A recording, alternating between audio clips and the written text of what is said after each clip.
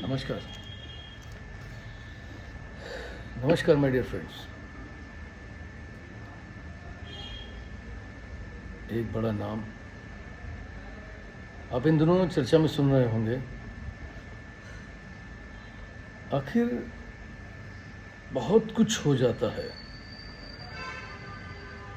बहुत कुछ गुजर जाता है, कई अपराध, कई कांड, कई चीज़ें। उसके बाद हमारे हाथ लग पाती हैं कुछ चीज़ें। तब तक होता रहता है कि कभी ये नहीं सोचना चाहिए कि इतना सब कुछ जब गुजर रहा होता है तो इसके पीछे क्या कहीं ना कहीं कोई मिशनरी काम तो नहीं कर रही है, या कहीं अज्ञानतावश या लोभ के कारण कहीं सरकारी मशीनरीज तो इसमें काम नहीं करती। वो कहीं सह तो नहीं दे रही हैं, वो कहीं पोषण तो नहीं कर रही हैं, क्योंकि बिना किसी पोषण के, बिना किसी सहयोग के कोई भी व्यक्ति अपराध का बड़ा नेटवर्क खड़ा नहीं कर सकता। ऐसा हो ही नहीं सकता कि लोगों की नज़र में ही ना आए और इतना बड़ा अपराध का नेटवर्क खड़ा हो जाए। उन पर भी जरूर ध्यान देना चाहिए जिनकी वजह से ये नेटवर्क खड़े होते हैं, क्योंकि जब तक वो अपनी जगह पर, अपनी सीट पर ईमानदार नहीं होंगे तो आप एक नेटवर्क तोड़ेंगे, कल दूसरा खड़ा होगा, दूसरा तोड़ेंगे तो कल तीसरा खड़ा। आप हाल में एक बहुत चर्चित नाम सुन रहे होंगे, छांगुर बाबा। छांगुर बाबा, ये छांगुर बाबा बना कैसे? इसके पीछे लंबा समय है, लंबा समय उसने दिया, लंबे समय से काम कर रहा है। अगर 2015 के पहले वो नग और ताबीज़ वगैरह बेचा करता था, उसके बाद से इसने अपना नेटवर्क बनाना शुरू किया। आखिर इन 10 सालों के बीच में इतना बड़ा एम्पायर खड़ा करा उसने और हमको पता ही नहीं लगा। मतलब हमारी सरकार या उसकी एजेंसियां या जो प्रशासन, ये कैसे हो सकता है? या तो हम उसको फेल मान लें या ये मान लें कि कहीं ना कहीं जो है वो इसमें संलिप्त थे। कैसे बना के आम जनता शिकार हो रही थी। 1500 से ज़्यादा ऐसी लड़कियां का पता लग पा रहा है जिनका धर्मांतरण कराया गया, और किस क्रूरता से, किस विवशता से, गैंग रेप, अश्लील वीडियो किस तरीके से किया गया, क्या क्या उन्होंने झेला, ये तो सामने आ रहा है। अंदाजा ये है कि 4000 से ज़्यादा कन्वर्जन हुए।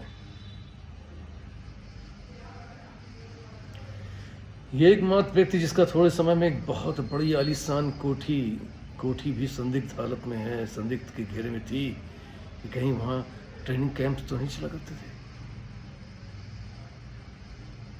40 खाते, कुछ खातों की जान 3-4 खातों में ही 68 करोड़ से ज़्यादा रुपया, 106 करोड़ से आसपास का ट्रांजेक्शन दिखाई पड़ा। अभी लगातार यदि सघन तलाशी में जुटी हुई है, जांच में जुटी हुई है।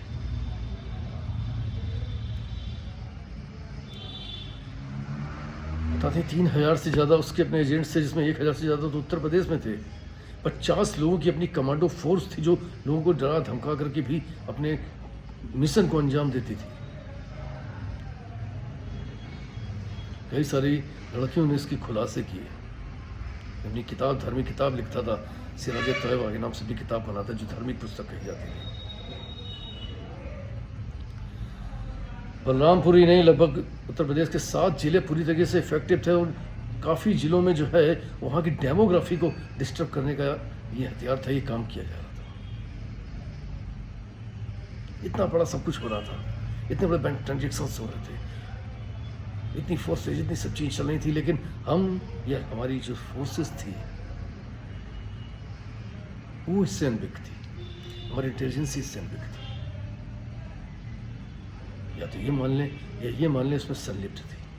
अगर संलिप्त थी तो ऐसी संलिप्तता जो राष्ट्र के विरोध में काम करने वाले लोगों जो हैं उनकी भी मदद करे, ये कैसे संलिप्त? विचार करिए कि जब ये देश आज़ाद हुआ था तो तो जिन्होंने अपने सीने पर सीधे सीधे गोलियां खाई या फांसी के फंदों को चूमा, क्या उन्होंने कभी ये सोचा था कि कल हमारा देश जो है इन थोड़े थोड़े से कौड़ियों में बिकने लगेगा, देशवासी बिकने लगेंगे, अपराध का संजाल इतना मजबूत हो जाएगा कि आम नागरिकों को दो दो कौड़ी में खरीद लेगा प्रशासन को।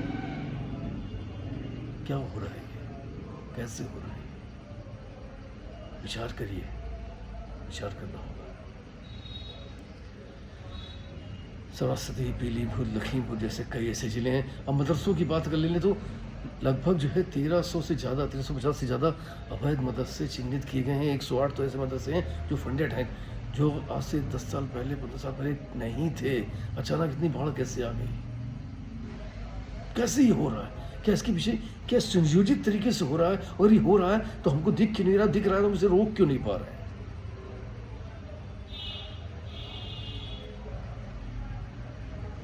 जब बहुत बड़ा कोई बात होती है, कुछ होती है, तब हम जो है लकड़ी पीटते हुए वहां तक पहुंचते हैं, अरे ये हो गया, अरे ये हो गया। नीतू उर्फ नसरीन, नवीन उर्फ जलालुद्दीन, इनको नेटवर्क में लाया गया और इनको एक ब्रांड की तरीके से प्रस्तुत किया। पूर्व डीजीपी साहब विक्रम सिंह जी भी इससे कई चैनलों में बहुत चिंतित दिखे। उन्होंने बहुत सारी चीजें कही भी हैं जो बड़ी विचार की चीजें हैं और विचार करने योग्य हैं। उन्होंने इसके बारे में बताया, इसके नेटवर्क के बारे में बताया, प्रदेश की बिगड़ती डेमोग्राफी के बारे में बताया। चिंतन था उनका, चिंता है उनको। फैले हुए एजेंट्स, कई सारे जिले जो इफेक्टिव हो रहे थे।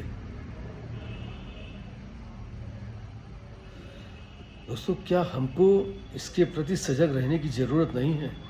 क्या हमको सतर्क रहने की जरूरत नहीं है? हम भी एक आम नागरिक हैं। कल को जो है हम सब ही टारगेट में हैं और इफेक्टिव होते हैं, तो हम कल उसमें फंसे उसके पहले क्या हमें जागरूक होने की आवश्यकता नहीं है? हमें नहीं देखना चाहिए कि हमारे आसपास, हमारे मोहल्ले, हमारे जिले, हमारे शहर में क्या हो रहा है और ऐसा क्यों हो रहा है? क्या हमारी कोई जिम्मेदारी है या नहीं? कि हमारी जिम्मेदारी सिर्फ यही जाना, कमाना, खाना और सो जाना? इस राष्ट्र के प्रति आपकी भी उतनी ही जिम्मेदारी है जितनी सीमा पर सियाचिन, लेह लद्दाख और राजस्थान की चलती धूप में खड़े हुए उन सैनिकों की है। उतनी ही जिम्मेदारी है। वो अगर देश को वहां से सुरक्षित करते हैं, आपकी सीमाओं को सुरक्षित करते हैं, तो साहब यहाँ रहने वाले, सीमा के अंदर रहने वाले, हमारी भी भारत की आंतरिक सुरक्षा के प्रति एक जिम्मेदारी बनती है। ये महसूस करने वाली बात है, समझने वाली बात है और इम्प्लीमेंट भी करने वाली बात है। ये एक अंगुर बाबा नहीं, ऐसे कई सारे नेटवर्क हैं जो पूरी तरीके से जो है आपको जकड़ने का एक सुनियोजित कुचक्र चला रहे हैं और हम आसानी से फंस रहे हैं और देख रहे हैं। जब कोई आता है, थोड़े दिन ढिंढोरा पीटता है, उसके बाद सब कुछ खत्म। ये क्या होता है? थोड़े दिन समाचार पत्रों की सुर्खियां, फिर सब खत्म। आईएटी से लेकर ईडी तक उस पर छानबीन कर रही है। कहां तक उसका नेटवर्क होता है? विदेशों से बड़ी फंडिंग, बड़ा नेटवर्क। यहां तक बताया जाता है, यहां तक सूत्र बता रहे हैं, टीवी चैनलों में इस माध्यम से जानकारी आ रही है कि जो कई ऐसे कंट्रीज है जो भारत विरोधी हैं, जैसे टर्की वगैरह है, पाकिस्तान है, यहां से भी उसके बराबर तालमेल थे, फंडिंग थी। और कहीं ना कहीं एक सबसे बड़ी संस्था जो आतंकियों की ऐसा से उसके कहीं ना कहीं संबंध देखे जा रहे हैं। देश के जागरूक नागरिक होने के नाते आपका भी कर्तव्य है